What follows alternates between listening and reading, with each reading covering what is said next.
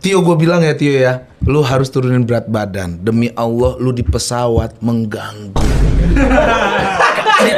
Cerita dulu seperti apa? Enggak, karena dia kebiasaan ngemil sebelum terbang, dia ngemil di pesawat sambil nonton Dragon Ball. Biasa begitu. Tio, udah nggak enak. Ada bapak-bapak, dia di tengah, gua di window, ada bapak-bapak sampingnya. Oke. Terus terbang. Biasanya pesawat terbang, dia juga udah terbang kemana nggak tahu. Oh gitu, pesawat terbang dia juga terbang. Dia juga terbang. Iya. Nah yang gak enaknya udah di atas pesawat. Oke. Dia ada gimana ya? Apa? Ngoroknya itu ada tipenya. Coba. Yang pertama tuh dia tuh mendiamkan orang. Seperti senyap.